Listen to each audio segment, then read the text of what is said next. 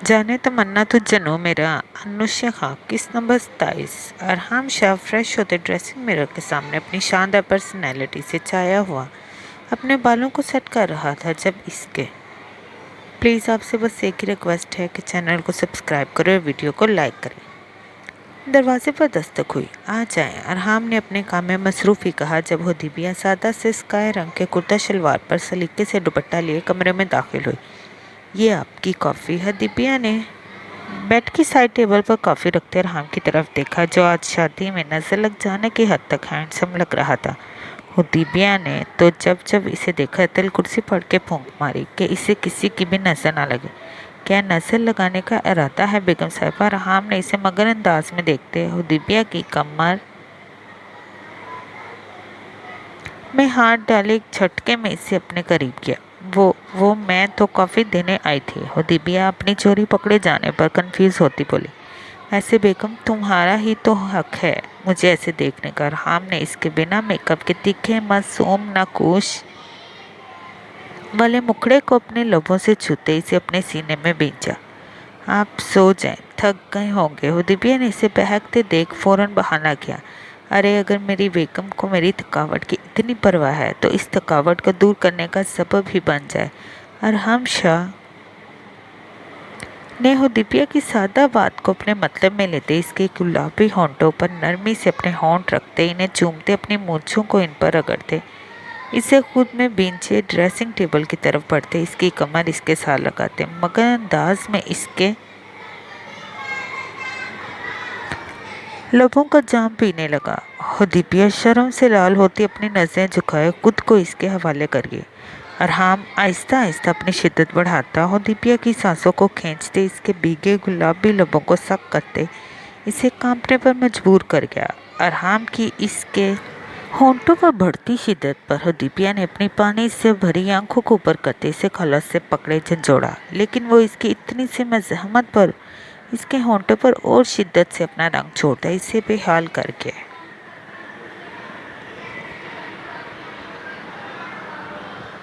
अरहाम का एक बाजू दिबिया की कमर में जबकि इसका दूसरा हाथ इसके बालों में उलझाए वो दिबिया के निडाल होते वजूद और इसकी रुकती मज़ाहमत पर भी पीछे न होते इसके होंठों को सख्त करते इसकी ज़बान को अपने दांतों की गिरफ्त में ले गया। दिबिया अरहाम की गिरफ्त में बुरी तरह मचलती कमरे में फुल स्पीड पर चलते एसी में भी पसीने से भीगे। जब अरहाम को इस पर थोड़ा तरस आया और वो इसके होंठों पर हल्का सा काटते दूर हुआ जिस पर दिबिया इसके कंधे पर सर रखे अपनी बुरी तरह उलझी सांसों को हमवार करते गहरे सांस लेने लगी। अरहाम भी अपनी बिगड़ी सांसों को हमवार करते इसकी कमर को सहलाते अपने इतने जुल्म के बाद फिक्रमंदी दिखा रहा था। दिबिया गहरी सांसें लेती अरहाम से 2 कदम दूर हुई जब अरहाम ने 1 सेकंड ज़ाया किए बिना इसे अपने पास करते अपने होंठों को इसकी तीखी नाक पर रखा। अरहाम बहुत रात हो गई है मुझे अपने कमरे में जाना है। दिबिया ने हिम्मत करते कहा। वो अरहाम के इरादों से डर रही थी। मेरी एक बात ध्यान से अपने दिमाग में बिठा लो, जब तुम मेरे पास हो तो तुम्हारे दिल दिमाग और सांसों में सिर्फ मेरा ही पहरा होना चाहिए। अरहाम ने इसकी धड़कनों कनपटी और होंठों पर भारी भारी अपने लब नरमी से रखे इससे पहले कि वो दिबिया अपने अल्फाज मुकम्मल करती जब अरहाम इसे कमर से पकड़े अपनी उंगलियां इसकी कमर में भींचे इसे अपने पाँव पर खड़ा करते इसकी गर्दन पर अपने दांत गाड़ गया। मेरे सामने ये बहाने या मुझसे ज़्यादा अहमियत किसी को अब न देना। दिबिया पहले तो बर्दाश्त कर गया लेकिन इस बार तुम्हारा वो हाल करूँगा कि तुम चाह कर भी खुद को मुझसे दूर नहीं कर पाओगे और ना ही मेरी शिद्दतों को सहते सांसें लेने के काबिल रहोगे। वो इसकी गर्दन को अपने दांतों से सुर्ख करते वहाँ गहरे निशान छोड़ता दिबिया के नाजुक दिल को लर्जा रहा था। प्लीज़ अरहाम। दिबिया अपना एक हाथ अपनी गर्दन के इस हिस्से पर रख के जहाँ अरहाम शाह के दांत जुल्म ढाते अच्छा खासा निशान बनाते इसमें जलन की वजह बन रहे थे। अरे अभी से बस हो रही, अभी तो बहुत सारे हिसाब बेबाक करने तुमसे मेरी मासूम बेगम साहिबा। और हम अब इसकी गर्दन से थोड़ा नीचे आते इसके कुर्ते के बटन को दांतों से खोलते अपने दांतों के निशान वहां छोड़ने लगा। अरहाम हौदिबिया ने अरहाम की इतनी सख्ती पर चिल्ला कर दूर होने की कोशिश की। ऐसा नहीं था, अरहाम आज पहली बार इसके इतने करीब आया था, लेकिन आज इसके हर एक्ट में शिद्दत के साथ गुस्से का अंसर ज्यादा था, जिसे बर्दाश्त करते हुए दिव्या सर था, पैर कांप रही थी। आज की रात दे दो ताकि आने वाला वक्त तुम्हारा भी और मेरा भी आसानी से गुजर सके। अरहाम ने अपनी नाक को दिव्या की गर्दन पर सहलाते इसे अपनी बाहों में बींचे पास पड़े सोफे पर बैठते इसे अपनी लैप पर बिठाया। मुझे तुम्हें कुछ बताना था। अरहाम ने अपने हाथ की उंगलियों को इसके हाथ में फंसाते इसके हाथ को अपने होंठों पर रखा। जी जी। दिव्या अपनी पोजीशन पर फितरी शर्मो हया की वजह से अपनी नजरें झुकाए बैठी थी। मैं कल लंदन वापस जा रहा हूँ। अरहाम ने दिव्या की कमर में अपना दूसरा हाथ डाले अपना सर इसकी धड़कनों पर रखते इसके दिल की खूबसूरत धड़कनों को सुनते इन्हें रोकने वाली बात कही। कहाँ जा रहे हो? दिव्या ने अपनी कानों में तेजी से जमा होते आंसू से पूछा। शायद तुमने सुना नहीं, मैं लंदन वापस जा रहा हूँ। कि यूं? दिव्या ने एक झटके से इसकी गोद से उठते हिम्मत करते सवाल किया। इसे लग रहा था कि अरहाम सब भूलते यहाँ वापस आया है, लेकिन अरहाम का वापसी का बताना हो दिव्या को बता गया कि इसका और अरहाम का रिश्ता आज भी वहीं खड़ा है। आपका रवैया जो पिछले दिनों से मेरे साथ था वो सब क्या था? दिव्या ने अपनी अटकती सांसों से मुश्किल अपनी टांगों पर खड़े बहते आंसुओं से पूछा। कौन सा रवैया? अगर तो तुम मेरा अपने करीब आने की बात कर रही तो बेगम साहिबा ये याद रखें, आपको छूने और महसूस करने से मुझे आप खुद भी रोक नहीं सकती। मैं जब चाहूँ जैसे चाहूँ तुम्हारे करीब आ सकता हूँ, क्योंकि मैंने तुम पर अपना कोई भी हक ख़त्म नहीं किया। अरहाम इसकी बिगड़ती हालत देखते हुए भी इस पर तरस खाए बिना टांग पर टांग रखे सोफे से टेक लगाते तंजी अंदाज में हल्का सा उड़ाते हुए सुर्ख आंखों से घूर गया। सारे हक आपके हैं, मेरा कोई हक नहीं हो दिव्या। आंसू बहाते ही कब से बोलती अरहाम के घुटनों पर हाथ रखे नीचे बैठने लगी। जब अरहाम शाह ने इसे घूरते हुए देख जोर से बाजू से पकड़ते अपने पास सोफे पर बिठाया, जिस पर दिव्या के होंठों पर एक तंजिया मुस्कुराहट दौड़ गई। यानी आज भी वो शख्स इसे अपने कदमों में बैठे नहीं देख सकता, लेकिन अपनी बीवी को एक फैसले की बुनियाद पर खुद से हमेशा जुदा रखने की सजा कितनी आसानी से दे सकता। तुम जाओ अपने कमरे में। दिव्या सोचों में गुम ही थी जब अरहाम की सीरियस सद आवाज कमरे की खामोशी में गूंजी। वो सोफे से उठते टेरेस का गिलास ओपन करते कमरे में ठंडी हवा को आने की इजाज़त दे गया, जो शायद इस वक्त इसके जलते दिल बदन को थोड़ी राहत बख्शती थी। दिव्या अब भी वहीं बैठी अरहाम को भीगी आंखों से इधर से उधर जाते देख रही थी। तुम्हें सुनाई नहीं दिया? अभी के अभी निकलो मेरे कमरे से। अरहाम ने दिव्या को चुपचाप आंसू बहाते देख टेबल पर पड़ा कॉफी का मग और डेकोरेशन पीस हाथ मारकर फर्श पर गिराते टुकड़े टुकड़े कर दिया। तो दिव्या अपने कानों पर हाथ रखती कान से बचने के लिए अपने स्लीपर्स समेत सोफे पर टांगे रख गई। दिव्या, अगर तुम चाहती हो कि तुम्हारा हाल भी इन कांच के टुकड़ों जैसा ना हो तो चली जाओ यहाँ से। अरहाम अपना एक घुटना सोफे पर फोल्ड करते हो दिव्या के बाजू को कोहनी से जकड़े अपने सुलगती गर्म सांसें इसके चेहरे पर छोड़ते फनकारा। Arham, I am sorry for everything. Divya ने हिम्मत करते अरहाम की तरफ देखते अपने गुलाबी आंखों में दर्द की कीचियाँ समेटे कहा। ऐसे ही मैं भी तड़पा था जब तुम ने मेरे ब्याह को टुकरा कर अपने सो कॉल्ड भाई का साथ दिया था। अरहाम ने इसके जबड़े को अपने हाथों में जोर से बींचे चलाते हुए कहा।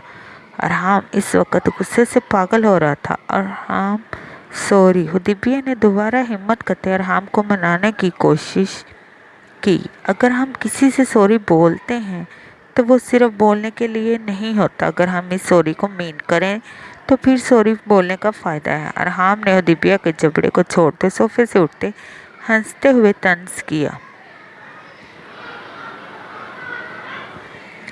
I really mean it. Divya ने अरहाम के बाजू को जोर से अपने दोनों हाथों में पकड़े अपना सर इसके कंधे पर रखते रोते हुए कहा, और really then prove it my dear. Arham ने इसका सर झटकते इसके कंधों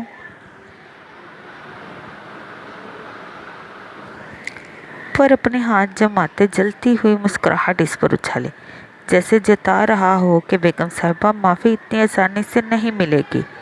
कैसे हो? दिव्या ने अरहाम की सुर्ख शोले उड़ाती आंखों में देखते झरझरी लेते कहा, किस में? अरहाम ने इसके दोनों हाथों को अपनी ब्राउन बियर्ड पर रखते अपना चेहरा बिल्कुल इसी के पास किया कि आज दिव्या ने फौरन अपने हाथ उठाते सोफे पर थोड़ा सा पीछे होते अरहाम को अजीब नज़रों से देखा, जैसे वो किसी और ही दुनिया की मखलूक हो।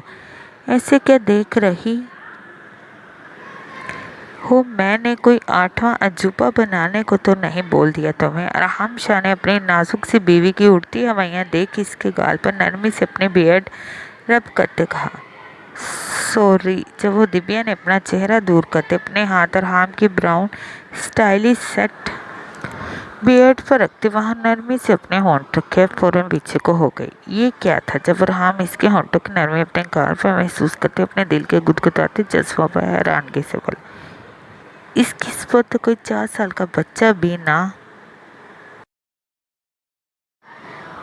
अगर मनाना है तो यहाँ थोड़ी कोशिश करनी पड़ेगी। अरहाम ने अपनी उंगली अपने होंठों पर रखते आंख फांकी, जिस पर वो दिव्या शर्म से लाल होती नजर झुका गई। और दिव्या तुमसे कुछ नहीं हो सकता, तुम जाओ यहाँ से। अरहाम ने जिसका गुस्सा वो दिव्या के इसके गाल पर लब रखने से कुछ कम हुआ था, वो दोबारा से बढ़ने लगा। जब वो दिव्या हिम्मत करते दोबारा अरहाम के नज़दीक हुई और अपने होंठ अरहाम के होंठों पर रखते नरमी से छूते पीछे होने लगे। अरहाम ने इसके सर के पीछे हाथ रखते इसकी इस कोशिश का नाकाम बनाते इसके होंठों को अपने कब्जे में लेते अपना जुनूनी फन इस पर दिखाते इसका सर सोफे के बाजू पर रखते अपना सारा वजन इस पर डाले अपनी शिद्दतें और अपने हाथों की बेबाक हरकत इसकी धड़कनों पर दिखाते इसे कांपने पर मजबूर कर गया। और दिव्या अरहाम की कंट्रोल से बाहर होती शिद्दतों पर बुरी तरह पैनिक होती इसके कालाकत झंझोड़ गए, जिस पर अरहाम अब इसके होंठों को छोड़ते इसकी शर्ट के खुले बटन से कुर्ता पीछे हटाते इसकी गहराइयों पर झुकता जगह जगह अपनी शिद्दत के निशान छोड़ता इसे सिसकने पर मजबूर कर गया। अरहाम अब कहीं नहीं जाओगे प्लीज़?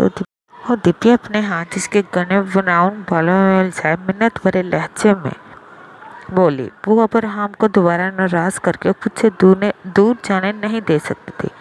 अच्छा तो तुम चाहती हो मैं तुम्हें माफ़ कर दूँ? अरहाम इसकी बात सुनते फौरन अपना सर इसकी गर्दन से उठाते सुर्ख आंखों से देखते बोला, जी। और दिव्या ने इसकी आंखों में बढ़ती सुर्खी जो जज्बों की शिद्दत से ज़्यादा गुस्से की थी इस शिद्दत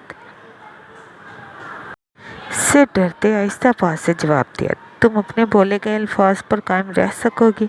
अरहाम ने अपनी उंगली इसकी गर्दन और गहराइयों पर फेरते हल्की हल्की पसीने की बूंदों पर फेरी जो इसकी ज़रा सी कुर्बत पर नमदार हो रही थी। इसे अपने खतरनाक इरादों से देखते पूछा, जी जी। और दिव्या के गले में गलटी उभर कर मध्यम हुई, लेकिन वो हिम्मत करती हाँ बोल गई, तो ठीक है तुम आज रात बल्कि अभी से इस कमरे में मेरी बीवी की हैसियत से रहोगी। आज रात एक बीवी के सारे हकूक़ अदा करती कल सुबह सब घर वालों के सामने हम एक मुकम्मल शादीशुदा कपल के तौर पर जाएंगे। अरहाम ने अपनी शोले लपकाती आंखों से वो दिव्या को देखा, जिस पर वो दिव्या अपना मुंह खोले शौक से बस इसे देखती रह गई। इसके वहमो गुमान में भी ना था कि अरहाम इससे ऐसी कोई शर्त रख सकता। अब बताओ मंजूर है मेरी ऑफ़र या नहीं? अरहाम इसके जर्द पड़ते चेहरे पर अपनी गर्म सांसें छोड़ते इसके चेहरे को बेताबी से छू रहा था, क्योंकि हो सकता था आज के बाद इसे ये चेहरा काफ़ी अरसे बाद छूने देखने को मिलता। अरहाम मुझ पर सिर्फ और सिर्फ आपको हक है, अब जब चाहे मुझसे अपने हकूक़ ले सकते हैं। और दिव्या की बात पर अरहाम ने जल्दी से अपना चेहरा और दिव्या से दूर किया जो इस वक्त आंसुओं से भरा हुआ था, लेकिन वो दिव्या ने गहरा सांस लेते अपनी बात को आगे बढ़ाया। क्या लेकिन? और हम एक सेकंड में वो दिव्या के जबड़े को पकड़े चिल्ला कर और दिव्या के बाकी अल्फाज मुंह में ही दबा गया। बोलो भी क्या लेकिन? वो दिव्या के आंसू बहाती खामोशी पर अरहाम ने अपने दर्द से फटते सर पर पहले से ज्यादा जोर से चिल्लाते इसके जबड़े को भींचा। जब वो दिव्या ने तड़पते हुए अरहाम के हाथ अपने पर अपना हाथ रखे अपने जबड़े को छुड़ाने की कोशिश की। अरहाम हो दिव्या की देखता अपने गुस्से पर काबू पाता फौरन इससे दूर हुआ। और दिव्या तुम जाओ यहाँ से। अरहाम मैं कल ही मम्मा पापा और भाई से बात करूँगी। आप जब चाहेंगे मैं रुखसत होकर आपके साथ जहाँ कहेंगे जाने को तैयार हूँ। दिव्या ने मुश्किल से अपनी सारी हिम्मत जमा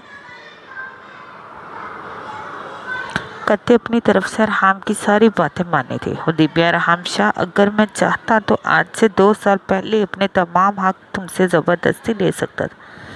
तब ना तुम और ना ही कोई और मुझे रोक सकता, पर तब भी तुमने मेरा साथ ना देकर अपने भाई का साथ देते मुझसे ज़्यादा इस साले को अहमियत दी। और आज 2 साल बाद भी तुम्हारे लिए तुम्हारी अपनी मर्जी से ज़्यादा इसकी मर्जी अहम है। अरहाम शाह ने इश्तेहाल से चिल्लाते कमरे की हर चीज़ को मिनटों में तहस नहस करते अपने सलीके से सजे कमरे का बेड़ा गर्क कर दिया। दिव्या अपने कानों पर हाथ रखे अपनी बहती आंखों को जोर से भींचे सोफे पर बैठी थर थर कांप रही थी। इसने आज तक अरहाम शाह को इतने गुस्से में नहीं देखा था। अरहाम कुछ सेकंड की खामोशी के बाद दिव्या ने आंखें खोली तो अरहाम ड्रेसिंग टेबल पर अपने दोनों हाथ इतनी मजबूती से रखे खड़ा था कि इसके हाथों की तनी सब्ज वेंस फटने के करीब थी। जब इसने अपने एक हाथ का मुक्का मुसलसल मारते ड्रेसिंग टेबल को हिलाते अपने हाथ को बुरी तरह जख्मी कर दिया। प्लीज अरहाम, आप ये क्या कर रहे हैं? दिव्या इसका जख्मी हाथ देखते डरने के बावजूद इसकी तरफ बढ़ती इसके बाजू को थाम गई, जिस पर अरहाम ने अपनी गुस्से से कातिल रंग होती आंखों से इसे खा जाने वाली नजर से देखते अपना बाजू जोर के झटके से छुड़ाया। तो दिव्या जो अपना सारा वजन अरहाम के बाजू पर डाले हुए थे अपना बैलेंस ना रख सकी और नीचे पड़े कांच पर गिरने लगी। लेकिन इससे पहले ही अरहाम ने इसे कमर से पकड़ अपने सीने में जोर से भींचा। तुम्हारे पास 5 मिनट हैं, जब तक मैं वॉशरूम में हूँ तुम इस दौरान मेरे कमरे से निकल जाओ, वरना दिव्या वापस आकर मैं 1 सेकंड भी ज़ाया किए बिना तुम्हारा वो हाल करूँगा कि तुम सारी ज़िंदगी अरहाम शाह के दिए गए लम्हात के डर से निकल नहीं पाओगी। और दिव्या आंसू बहाते अपने दोनों बाजू अरहाम के गिर लपेटने ही लगी। जब अरहाम ने इसके बाजू हटाते इसके कंधों पर अपने हाथ इतनी जोर से रखे कि दिव्या को लगा इसके दोनों कंधे टूट जाएंगे। मेरा ख्याल है अपने शोहर को इतना तो समझती होगी, जब वो कुछ बोलता है तो इसे करने की हिम्मत भी रखता। और मैं हरगिज़ नहीं चाहता कि मैं जिस आग में जल रहा है इसकी तपिश से तुम्हें जलाते तुम्हारे साथ कुछ ऐसा करूं जिसकी भरपाई सारी ज़िंदगी मुमकिन ना हो। इसलिए अभी इसी वक्त मेरी नज़रों से दूर हो जाओ। अरहाम ने दिव्या को दरवाजे की तरफ आहिस्ते से धकेलते खुद ड्रेसिंग रूम में घुसते इसका दरवाज़ा धाड़ से बंद करते कबर्ड से नया ट्राउज़र शर्ट लेते बाथरूम में घुसते ट्राउज़र शर्ट समेत तरफ शावर खोलते इसके नीचे खड़े होकर अपने गुस्से और इश्तियाल को कम करने की कोशिश की जो अब नामुमकिन था। दिव्या तुम्हें आखिर आना तो मेरी पनाहों में ही है। तब तुम सांस में मेरी मर्जी के बिना लेना तो दूर सोच भी ना सकोगी। और तब मैं इस सो कॉल्ड साले को बताऊंगा किसी की इमानत पर हक जताने पर क्या सज़ा मिलती है। अरहाम के वॉशरूम में बंद होते ही दरवाजे के आवाज़ पर दिव्या होश में आते अपने आंसू साफ करते अपने चेहरे को ड्रेसिंग मिरर में देखने लगी, जिस पर अरहाम की उंगलियों के निशानात के साथ इसकी गर्दन और इससे नीचे दांतों के निशान भी वाज़ेह होते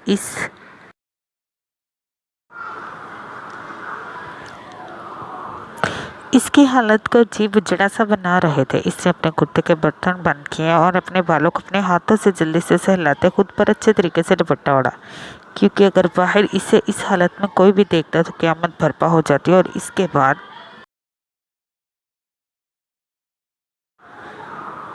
और हाम और हजार का एक दूसरे के आमने सामने खड़े होना तय था, जैसा 2 साल पहले हुआ और सब कुछ बर्बाद कर गया। और दिव्या अपनी पिछली गलती से अच्छा खासा सबक सीख चुकी थी, इसलिए वो अपने मुंह को झुकाए फौरन कमरे से निकली और कुछ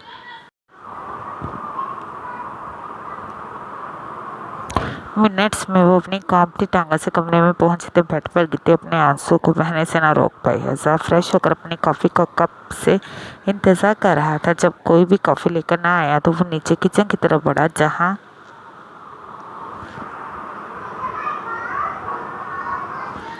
अब फूलों देता था। हजार ने हैरानगी से ईद की देखा जब वृषा काफ़ी का खाली मग लिए मगन से किचन में दाखिल हुई। वो मज़े से हजार की काफ़ी से देने की बजाय खुद पीते अब सोने के लिए लेटने से पहले मग रखने और पानी की बोतल लेने आई थी, क्योंकि अक्सर रात को इसे घुटन होती तो वो फौरन पानी पीती थी। इसे अंधेरे में बिल्कुल भी अंदाज़ा नहीं हुआ कि वो जिस इंसान से बचने के लिए कॉफ़ी देने नहीं गई थी वो इस वक्त किचन को खड़ा घूर रहा था। हजार ने अपने मोबाइल की फ्लैश लाइट को अमरीशा को देखते ही बंद कर लिया, क्योंकि वो इसे सीढ़ी से उतरते देख चुका था और जो चीज़ इसे नजर आई वो थी इसका खास मग जिसमें वो हमेशा कॉफ़ी पीता था। यानी इसके लिए कॉफ़ी बेची गई थी और लाने वाला ही इसे चुरा गया। लेकिन चोर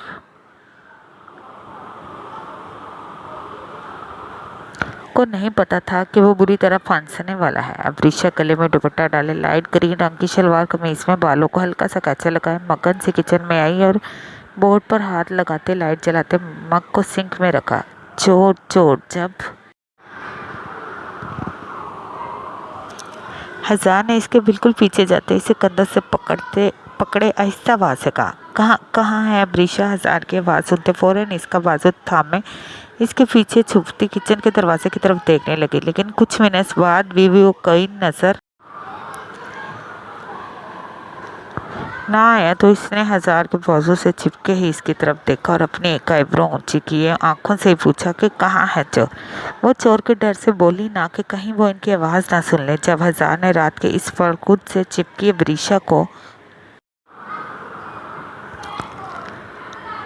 अपनी धड़कनों के तेज होने पर घूर कर देखा, यानी अगर इसकी जगह इस वक्त कोई और होता तो तब भी वो इसके साथ ऐसे चिपक कर खड़ी होती। इसने अपने सामने करते घूरते हुए देखा चोर कहाँ है, लेकिन अब ऋषा अभी भी लापरवाही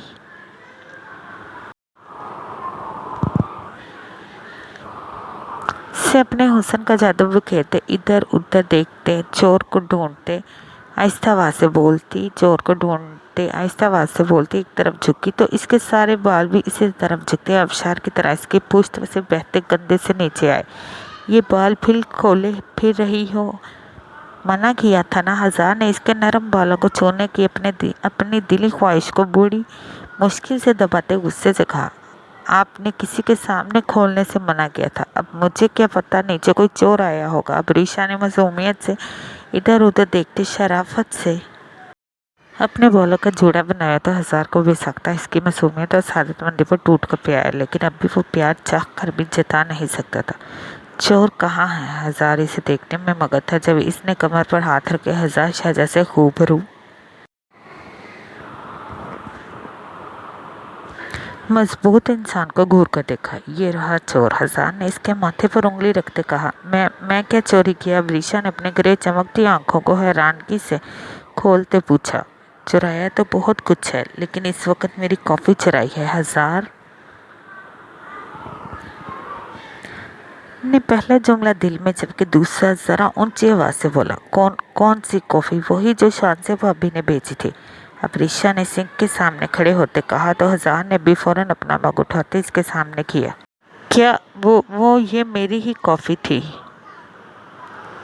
अब ऋषा ने डरते डरते बोला, ओके चलो मान लिया, अब मेरे लिए एक कप अच्छी सी कॉफ़ी बना दो। शाबाश। शहजाद ने भी इस वक्त मज़ीद बात को बढ़ाने के बजाय मुद्दे की बात की, लेकिन मैं इस वक्त बहुत थक चुकी हूँ, आप खुद बना ले या ठीक है तुम जाओ। इससे पहले कि अबरीशा अपनी बात मुकम्मल करती हजार सख्त लहजे में बोला तो साथ ही अबरीशा के तमाम ढीले नट टाइट हुए। वो जाने की हजार से नाराज थी जो शीजा की दोस्तों तक को अहमियत दे रहा था और इससे बात करना भी ज़रूरी नहीं समझे। थी। अब ऋषा अपने दिल की अजीबोगरीब कैफियत को समझने से कासी थी, इसलिए वो हजार के सामने जाने से डर रही थी। मैं बना देती हूँ। अब ऋषा ने उंगलियों में रोड़ते मासूमियत से कहा कि सुबह इसकी शिकायत भी लग सकती थी।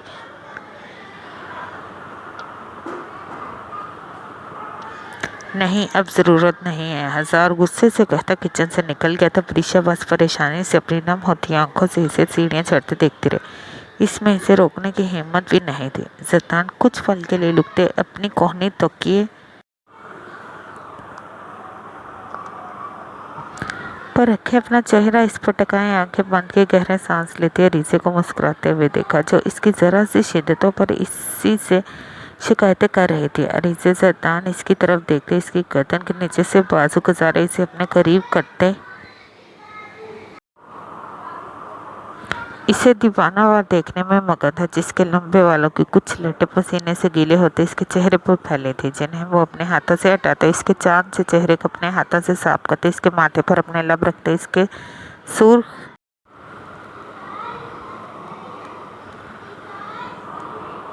सुर्ख दहकते गुलाब गालों की नरमी महसूस करते, अपने होंठों से नरमी से छूते अपना माथा इसके माथे से टिकाया। अरीजे ने अपनी गुलाबी आंखों को खुले जतान शाह की तरफ देखा और इसे अपनी तरफ देखते फौरन अपनी भीगी कमदार पलकें झुका गई। यार, क्या आज पागल करने का इरादा है? जतान इसके सुर गालों को अपने होंठों से छूते इन्हें सक करते दोबारा बहकते अपने हाथों से इसके रुई से नरम बदन के हर हिस्से को छूते अजीब सी सरशानी महसूस करते इसके होंठों पर झुकते इनको अपने होंठों में लिए अपनी बढ़ती तृष्णागी को मिटाने लगा। अरीजे बस इसकी शिद्दत पर अपने हाथ इसके कंधों पर रखे अपने नाखून इनमें गाड़ गई, जो अरीजे जतान की शिद्दतें बर्दाश्त करती पहले ही अच्छे खासे जख्मी कर चुके थे।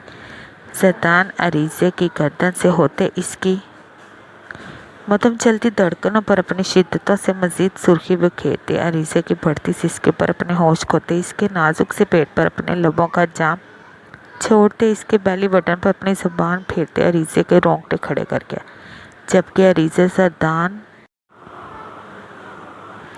के बालों को अपनी उंगलियों में फंसाए इसे रोकने की कोशिश कर रही थी। जब जतान सीधे होते इसकी दोनों टांगों अपनी कमर पर लपेटे इसमें नरमी से समाया, तो अरीजे की चीख कमरे में दोबारा से गूंजी। रिलैक्स मेरी जान, जिस पर जतान शाह इसके माथे पर अपने लब रखते अपने हाथों से इसके माथे पर आए बालों को पीछे करते इसकी आंसू बहाती आंखों पर झुका। इसकी इतनी नरमी भी अरीजे जैसी नाजुक जान के लिए बर्दाश्त करना मुश्किल था, इसीलिए वह अरीजे को रिलैक्स करते अपनी शिद्दतों में इजाफा करता इसके होंठों पर झुकते इसकी चीखों को खुद में समा गया। अरीजे इसकी जुनून खेजियों को बर्दाश्त करते इसे ऐसा लग रहा था आज की रात इसकी इस दुनिया में आखिरी है। जतान शाह की शिद्दतों से अब दोनों की सांसें फूल चुकी थी, दोनों पसीने में भीग चुके थे। जतान अरीजे ने अपनी अटकती सांसों से जतान को पुकारा, जो मदहोशी की गहराइयों में डूबा आखिरी हद तक अरीजे में समाता खुद को और अरीजे को सुकून की वादियों में खींचते। अरीजे की गर्दन पर गरम सांसें छोड़ते इस पर गिरता पुरस्कून होता आंखें मूंद गया। जतान, मेरा दिल बंद हो जाएगा। नढाल सी अरीजे ने अपनी सूजी गुलाबी आंखों को बमुश्किल खुले सुर्ख गुलाब होते चेहरे से दोबारा जतान को खुद फंसाया। फिक्र होते देख आहिस्ता आवाज से कहा, वो पिछले 3 घंटे से जतान शाह की जानलेवा शिद्दतें बर्दाश्त करती अब बेहोश होने के करीब थी। जब जतान इस पर थोड़ा तरस खाते पसीने में भीगा अपने सर को तकिए पर रखते इसे अपनी बाहों में लेते इसकी कमर सहलाने लगा। अरीजे मेरी जान, तुम तो बहुत नाजुक हो, अभी तो तुम्हारा ये दीवाना तुम्हें बहुत सहज सहज का छू रहा है, पर जब मैं अपनी शिद्दतों पर कंट्रोल नहीं रखते तुम पर टूट कर बरसूंगा तो तब क्या होगा मेरे नाजुक गुलाब का। जतान ने अरीजे को थोड़ा सा ऊपर करते इसके भीगे माथे पर अपने लब रखते बेबाकी से अरीजे की भीगी पलकों को लरसने पर मजबूर किया, जिनसे आंसू अभी भी बह रहे थे। अब रोना बंद करो, रो रो कर इन खूबसूरत आंखों को क्या हशर कर लिया है। जतान शाह ने अरीजे की आंखों पर लब रखते गुस्से और प्यार के मिले जुले तासरात से कहा, ये सब आंसू भी आपकी वजह से हैं। अरीसे भी अब इतनी देर बाद ज़रदान के फिक्र जताने पर गुस्से से बोले, अब तो कुछ भी नहीं कर रहा तो अब आंसू क्यों बहा रही? अगर आंसू बहाने ही हैं तो वजह दे देता हूँ। ज़रदान शाह ने अरीसे के नाराज़गी जताते रवैये पर शरारती मुस्कुराहट लौटाते इसे दोबारा धक्के पर मुंतकिल करना चाहा। नहीं प्लीज़ ज़रदान, मुझे नींद आई है, सर घूम रहा मेरा। अरीसे ज़रदान शाह कह रहे थे देखते इसकी गर्दन में अपने बाजों का हसा जोर से बांधती इसके सीने में समाने की कोशिश करने लगे। अच्छा चलो, क्या याद करोगी किस पागल से वास्ता पड़ा है जो शिद्दत से तुम्हारी तलब होते हुए भी तुम्हारी एक इल्तिजा व तुमसे दूर हो रहा? हाँ, आप कितने मासूम हैं, मुझसे ज़्यादा कौन जान सकता। रीजे ने ज़रदान से थोड़ा दूर होते अपनी नाराज़गी का भरपूर इजहार किया, जिस पर ज़रदान शाह का जोरदार कहका गूंजा और वो इसे दोबारा अपने सीने में बिंचे इसकी दूर जाने की कोशिश नाकाम बनाता इसके माथे पर अपने लब रखते अपने अंदर सुकून उतार गया। अरीसे ने अपनी बंद होती आंखों को मुश्किल से खोलते ज़रदान की तरफ देखा, जिसके अंग अंग से आज खुशी झलक रही थी। चलो अब सो जाओ, इससे पहले कि मेरा दिल जो कुछ नरमी दिखा गया है वो दोबारा से सख्त हो जाए। ज़रदान ने अरीसे के लंबे सिल्की बालों को हल्के हल्के सुलझाते कहा, जो इसकी कुर्बत में अच्छे खासे उलझ चुके थे। आप अब थोड़ा सांस आने देंगे तो सो सकूंगी। अरीसे ने अपनी और इसकी पोजीशन पर सुर्ख होते हिम्मत करते अटकते हुए कहा, सोना तो ऐसे ही पड़ेगा, अगर नींद नहीं आ रही तो बताओ, क्योंकि मेरी आंखों में नींद आने का सवाल ही पैदा नहीं होता। ज़रदान अरीसे के अपनी शिद्दतों से हल्के सूजे नारी होंठों को अपनी 3 उंगलियों की चुटकी में भरते अपने होंठ इन पर रख के और इन्हें नरमी से छूते अपनी शिद्दतों पर मरहम रखने की कोशिश की। मैं ऐसे ही सो रही, आप प्लीज़ ऐसे ना करें। अरीसे ज़रदान के लबों को बार बार इसके चेहरे के हिस्सों को छूने पर बोले, ओके, जब तक तुम सोती नहीं तब तक तंग नहीं करता। हाँ, सोने के बाद की गारंटी नहीं। ज़रदान ने आंख बंद करते अरीसे और खुद पर कंफर्ट दुरुस्त किया, जबकि अरीसे ने इस बार ज़रदान की बात का कोई जवाब ना दिया। वो अपने चकराते सर को ज़रदान के सीने पर रखे आंखें बंद करती सोने की कोशिश करने लगी, जबकि ज़रदान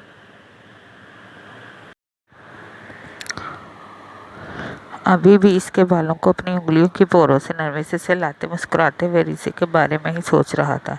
इसे लगता था आज की रात अरीसे इससे बहुत नाराज़ होती, इसे किसी सूरत भी अपने करीब नहीं आने देंगे, जिस पर ज़रदान अपने गुस्से को कंट्रोल में रखने का सोच कर आया था। लेकिन अरीसे ने थोड़ा सा एहतजाज ज़रूर किया, पर इतना ज़रदान समझ गया था वो जल्द ज़रदान शाह के इश्क में गोडे गोडे डूब जाएगी, क्योंकि वो बनी ही ज़रदान शाह से इश्क करने के लिए थी। इसका दिल सोने का बना था, जिसमें हर एक के लिए सिर्फ प्यार था, और ज़रदान इसी दिल पर हुक्मरानी करना चाहता था। ज़रदान अरीसे के सुर्ख रोशनी बिखेरते मुखड़े के एक एक हिस्से को खिद्दत से चूमते आंखें मूंद गया, ताकि वो भी सो सके, नहीं तो इसके जागने की सूरत में अरीसे का सोते रहना नामुमकिन था। पर वो इसकी हालत देखते खुद के बेबाक जज्बों पर मुश्किल से पहरे बिठाता सोने की कोशिश करने लगा, जो आज अरीसे को अपनी बाहों में लिए जल्दी पूरी होने का चांस था। कैसी लगी आज की एपिसोड? अगर अच्छी लगी है तो वीडियो को लाइक करें और चैनल को सब्सक्राइब करें। पाक दामन नावल की पहली एपिसोड भी जल्द आ जाएगी। उम्मीद है आपको आज की वीडियो अच्छी लगी होगी। तो आपसे बस रिक्वेस्ट है कि प्लीज़ चैनल को ज़्यादा से ज़्यादा सपोर्ट करें।